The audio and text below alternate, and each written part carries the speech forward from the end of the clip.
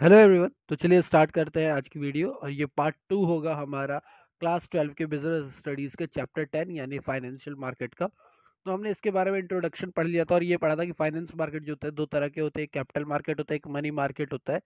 तो आज हम मनी मार्केट के बारे में इस वीडियो में पढ़ेंगे एंड नेक्स्ट वीडियो में हम लोग कैपिटल मार्केट के बारे में पढ़ेंगे।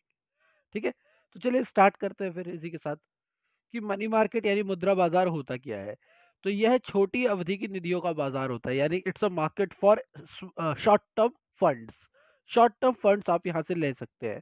अब शॉर्ट टर्म का मतलब क्या है कि जिसकी परिपक्वता अवधि 1 वर्ष तक की होती है, यानी इसका जो मैच्योरिटी पीरियड होता है कि जितने टाइम में आपको इसको वापस करना है वो हमारा टिल 1 ईयर हो सकता है, 1 साल या उससे कम। इसके पार्टिसिपेंट्स यानी मुख्य प्रतिभागी कौन कौन से हैं? आरबीआई यानी भारतीय reserve bank, commercial banks, non non banking finance companies, state government and mutual fund. ये सारे हमारे क्या पार्टिसिपेंट्स हैं जो कि इस मार्केट में क्या करते हैं, पार्टिसिपेट करते हैं। ठीक है, अब कौन कौन सी चीजें, कौन कौन से डॉक्यूमेंट्स है या कौन कौन से आपके प्रतिभूतियां जो कि इस मार्केट में आती है उनके बारे में हम लोग पढ़ते हैं। सबसे पहली चीज जो इस मार्केट में खरीदी या बेची जाती है वो है हमारा राजकोष, कोषागार प्रपत्र, जिसे हम लोग ट्रेजरी बिल के नाम से भी जानते हैं।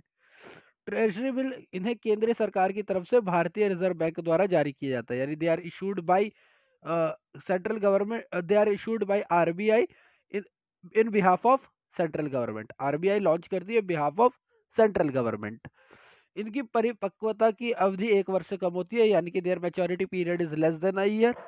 इन्हें अंकित मूल्य से कम पर जारी किया जाता है, यानी कि इनका जो प्राइस प्रिंट होता है इन्हें उससे कम पे किया जाता है। यानी मान लो कि अगर 25,000 का प्राइस प्रिंट है तो 23,000, 23,500, 22,000, 20,000 इन पे इन्हें क्या किया जाता है, बेचा जाता है।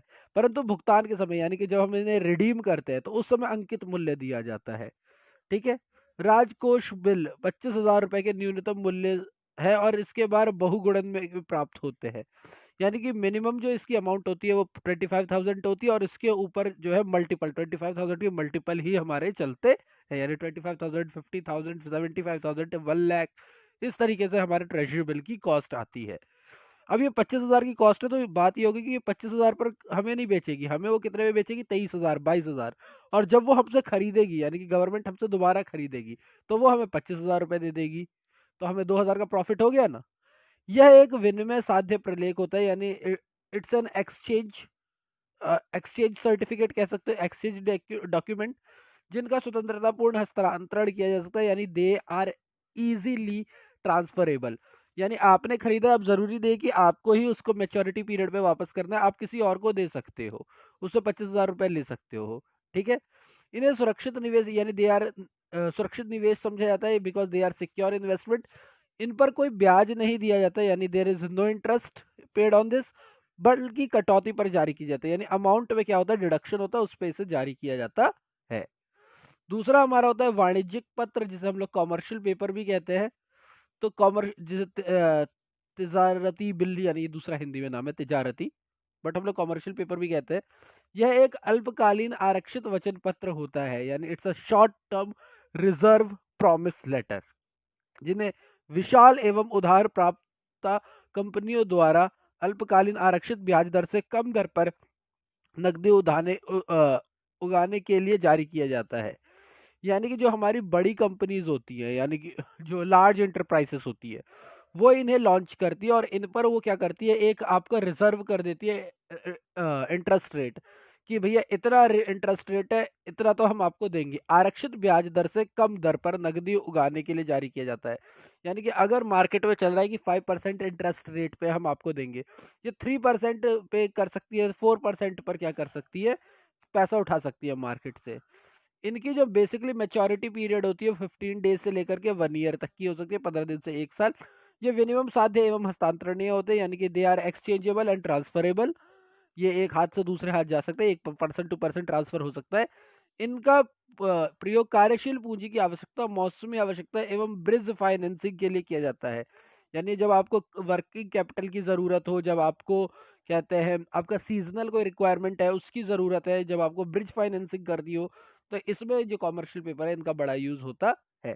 तो उन्होंने बताया ना, जैसे मार्केट में हमारा रिजर्व चल रहा है 50%, तो हमने 4% पे क्या कर दिया, मार्केट से पैसा उठा लिया और ये हमने रिजर्व कर दिया। ये जल्दी पैसा निकालने के लिए होता है। देन तीसरा होता है हमारा मांग मुद्रा यानी डिमांड मनी। यह एक लघुकालिक मांग पर पुनर्भुगतान वित्त है, यानी कि ये क्या है, ये एक सिंपल सा शॉर्ट टर्म डिमांड पर हमारा क्या है, जब हम पुनर्भुगतान करना चाहते हैं, यानी कि हम रिबर्समेंट करना चाहते हैं, यानी कि आप रिम्बर्समेंट फाइनेंस कह सकते हो कि आपसे मांगी गई है, आप उसमें तुरंत भुगतान कर रहे हो, ठीक है, तुरंत रीपेमेंट कर रहे हो। इसकी परिपक्वता अवधि 1 दिन से 15 दिन तक होती है, यानी वेरी शॉर्ट टाइम पीरियड हो गया, यानी 1 डे से 15 डे में ये मैच्योर हो जाते हैं। तथा अंतर बैंक अंतरण के लिए उपयोग किया जाता है, यानी कि अगर आपको इंटर बैंक ट्रांजेक्शन करनी है तो वहां पर इसमें आप कर सकते हो इंटर बैंक, यानी one one bank to another bank, ठीक है, जिसे भारतीय रिजर्व बैंक के अनुसार रिजर्व अनुपात बनाया जा सके, यानी कि इसी के थ्रू क्या होता है कि हमारा जो आरबीआई है वो रिजर्व रेशियो जो है वो क्रिएट करती है। अब हमारे पास कई सारे रिजर्व रेशियो होते हैं, ठीक है। शीघ्रवधि शीघ्रावधि द्रव्य ऋण पर जो ब्याज दिया जाता है उसे शीघ्रावधि दर कहा जाता है, यानी बेसिकली आपकी जो डिमांड मनी होती है उसके ऊपर जो आपको इंटरेस्ट दिया जा रहा है, लोन दिया जा रहा है, उसका जो इंटरेस्ट रेट है उसे हम लोग क्या बोलते हैं, उसे हम लोग बोलते हैं शॉर्ट टर्म या डिमांड, शॉर्ट टर्म रेट कह सकते हो, शॉर्ट टर्म इंटरेस्ट रेट कह सकते हो। देन हमारा आता है बचत जमा प्रमाण पत्र, यानी कि आपका सेविंग सर्टिफिकेट आता है। यह एक धारक प्रमाण पत्र होता है, यानी इट्स अ होल्डर सर्टिफिकेट, यानी जो होल्ड करेगा उसके पास ये सर्टिफिकेट होता है। यह जो बेचनीय होता है, यानी ये सेलेबल है, आप इसको सेल कर सकते हो मार्केट में। तथा इसके वाणिज्य जिसे वाणिज्यिक बैंकों एवं विकास वित्त संस्थानों द्वारा जारी किया जाता है। या तो इसे कॉमर्शियल बैंक करेंगे, या तो जो बड़े बड़े हमारे ग्रोथ वाले जो फाइनेंस ऑर्गेनाइजेशन है वो इसको स्टार्ट करेगी। इसकी अल्प अवधि के लिए बड़ी राशि प्राप्त की जा सकती है, शॉर्ट टर्म के लिए आप बड़ी अमाउंट प्राप्त कर सकते हो। इसकी जो मैच्योरिटी पीरियड होती है वो 91 डेज से लेकर के 1 वर्ष तक हो सकती है। देन हमारा आता है वाणिज्यिक बिल। वाणिज्यिक बिल यानी हमारा कॉमर्शियल पेपर। तो ये क्या होता है, ये भी एक एक्सचेंज पेपर होता है। ये व्यावसायिक फर्मों को कार्य पूंजी की आवश्यकता के लिए वित्तीय में प्रयुक्त होता है, यानी basically it is useful to get finance for working capital, यानी अगर आपको वर्किंग कैपिटल के लिए फाइनेंस चाहिए तो कॉमर्शियल फर्म्स के लिए बहुत सही है।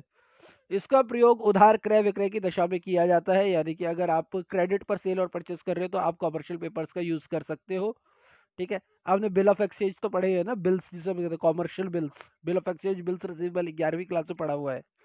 इसे विक्रेता द्वारा क्रेता पर लिखा जाता है, यानी कि जो सेलर है वो परचेज को लिखेगा। तथा इसे व्यापारिक वाणिज्यिक विपत्र, यानी कि इसे कॉमर्शियल बिल्स या फिर bills of payment, bills of receivable कही जाती है।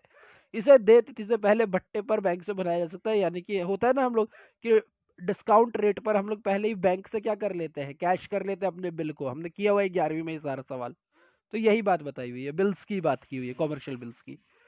तो ये पूरा था हमारा मनी मार्केट के बारे में। अब हम पढ़ेंगे नेक्स्ट कैपिटल मार्केट के बारे में। तो आई होप आपको मनी मार्केट के सारे पांचों की पांचों चीजें समझ में आ गई होगी, कौन कौन सी 5 चीजें हम लोग मनी मार्केट में डिस्कस करते हैं और उनका कैसे कैसे यूटिलाइजेशन होता है।